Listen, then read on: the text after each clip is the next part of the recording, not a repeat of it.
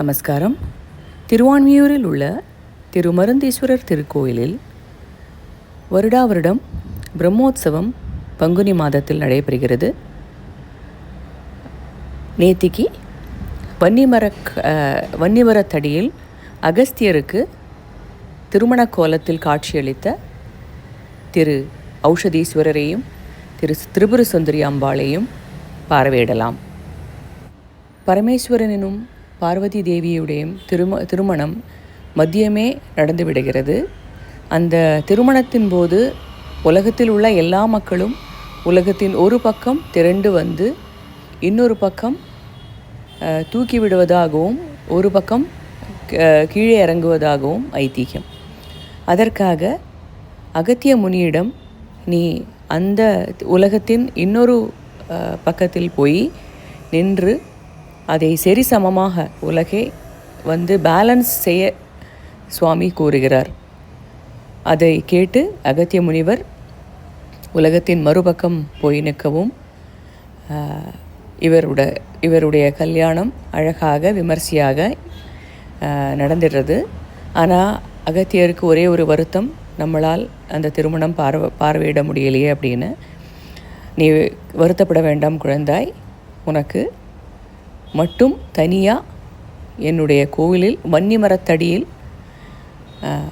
திருமண கோலத்தில் நானும் அம்மையாரும் காட்சி அளிப்போம் என்று சுவாமி கூறுகிறார். அந்த திருமண நிகழ்ச்சியை தான் இப்போது நீங்கள் பார்வையிடுகிறீர்கள்.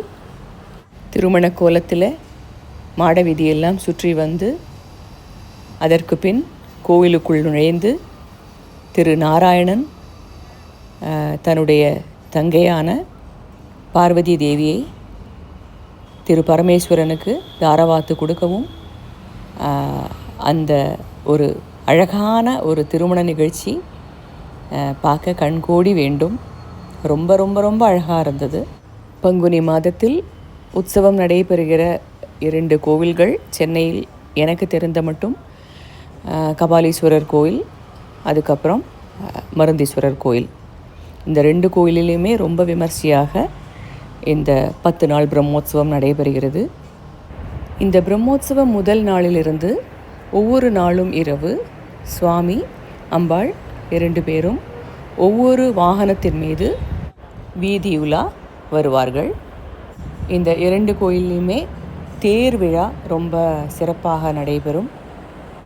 சென்னை கோவில்களில் இருக்கும் தேர்களில் மிக பெரிதாக ஒரு தேர் மருந்தீஸ்வரர் கோயிலில் உள்ளது. அதற்கு பின் இந்த திருமண நிகழ்ச்சி இன்னைக்கு தியாகராஜர் அவருடைய திருமணம் பௌர்ணமி அன்று நடைபெறும். நாளைக்கு சாயங்காலம் தெப்பம் அழகாக கோவிலில் முன்னாடி இருக்கிற அந்த தடாகத்தில் சுவாமி அம்பாளும் தெப்பத்தில் வருவார்கள். ரொம்ப விமர்சையாக அம்சமாக ஒவ்வொரு நாளும் கோவில் நிர்வாகத்தினர் இந்த நிகழ்ச்சிகளை எல்லாம் நடத்தி வருகின்றார்கள். எல்லோரும் வந்து கலந்து கொள்ள வேண்டும். எல்லோரும் சுவாமியினும் அம்பாளின் அனுகிரகம் பெற்று சீரும் சிறப்புமாக வாழுங்கள். நன்றி, வணக்கம்.